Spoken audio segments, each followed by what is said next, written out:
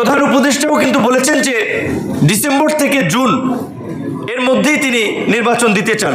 যদিও তার ভাষণে প্রথমে ছিল ডিসেম্বর, পরবর্তীতে আবার সেটা তার অফিসিয়াল যে ফেসবুক পেজ সেখানে আসলে যারা এটা অপারেট করেন তারা এডিট করে ডিসেম্বরের থেকে জুন আবার লাগিয়েছেন। প্রথমে তার আমরা যে বক্তব্য এবং তার অফিসিয়াল পেজ থেকেও যেটা স্টেটমেন্ট পেয়েছিলাম ডিসেম্বরের মধ্যেই তিনি নির্বাচন দিতে চান। তার আগে সেনাপ্রধানও বলেছিলেন 18 মাসের মধ্যে নির্বাচন, সেনাপ্রধানের সাথে প্রধান উপদেষ্টার বৈঠক এবং পরবর্তীতেই কিন্তু প্রধান উপদেষ্টার ভাষণে আমরা এই টাইমলাইনটা পেয়েছিলাম। সেখান থেকে জুনে আসলো কেন, এটি নিয়েই কিন্তু আমাদের একটা উদ্বেগ উৎকণ্ঠা আছে। কারণ বাংলাদেশের প্রেক্ষাপটে মে মাসে তীব্র গরম, ভ্যাপসা গরম। এই যে এখানে সিনিয়র নেতৃবৃন্দ আছে, নির্বাচন করলে ক্যাম্পেইন প্রচারণা অনেক অজ্ঞান হয়ে যাবেন। তাহলে এই সময়টা তো পারফেক্ট সময় না। জুনের কথা, জুনে কালবৈশাখী সহ ঝড় শুরু হয়ে যায়, তাহলে জুনেও নির্বাচন সম্ভব না। তার মধ্যে আবার রোজা চলে আসবে, ঈদ চলে আসবে, সুতরাং এই সময়টাও তো নির্বাচন সম্ভব না।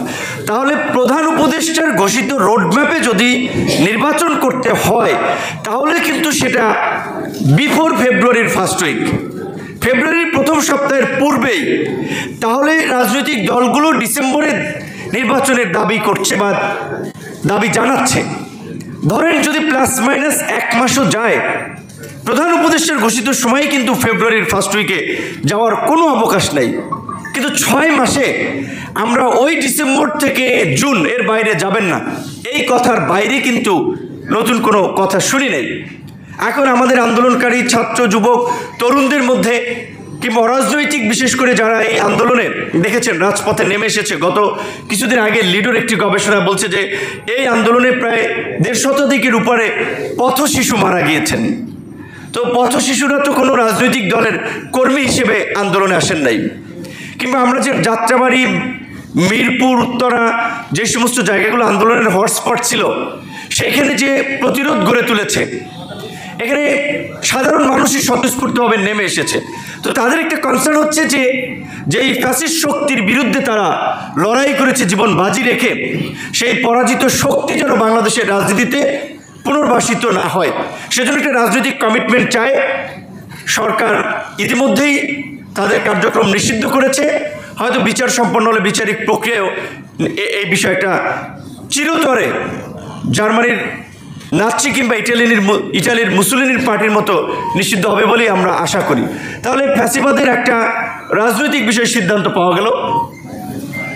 গণহত্যা সহ মানবতা বিরোধী অপরাধী যারা গত শুধু জুন জুলাই না, গত 16 বছরে যারা এই একদলীয় শাসন প্রতিষ্ঠা করার জন্য যারা জনগণের ভোটাধিকার হরণ করে দেশের ভিন্ন মতের নাগরিকদের উপর একটা চরম নির্যাতন, নিপীড়ন চালিয়ে এই ফ্যাসিবাদ কায়েম করেছে, তার সাথে যারা জড়িত অবশ্যই তাদেরকে বিচারের আওতায় আসতে হবে।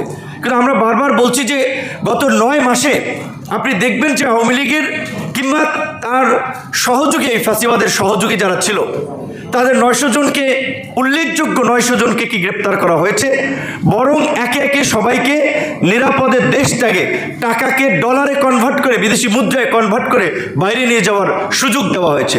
উপদেষ্টা পরিষদের পরামর্শে, সুপারিশে কাউকে কাউকে জামিন দেওয়া হয়েছে।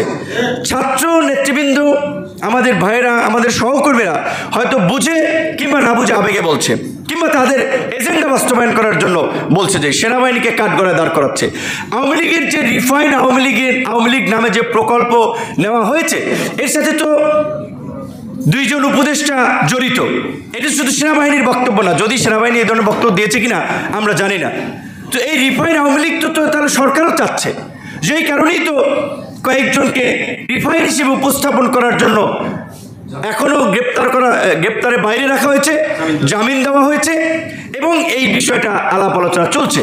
তারাই বলছে যে আওয়ামী লীগের মতো একটা বড় দল, তাদের 15 থেকে 20% ভোট আছে, আপনারা কি চাইলে এটা সম্ভব? এটা উপদেষ্টাদেরও কারো কারো বক্তব্য। তো তাহলে এই যে একদিকে ধরেন আমাদের বিপ্লবী ছাত্র জনতা, ছাত্ররা খুব স্পিডের সাথে কথা বলছে আওয়ামী লীগের প্রশ্নে আমরা আপোষ করবো না, কিন্তু এই সরকারের লোকেরাও তো আওয়ামী লীগের সাথে একটা দফা রফা করে একটা সমঝোতা করার প্রক্রিয়া চালিয়েছে বা চালাচ্ছে।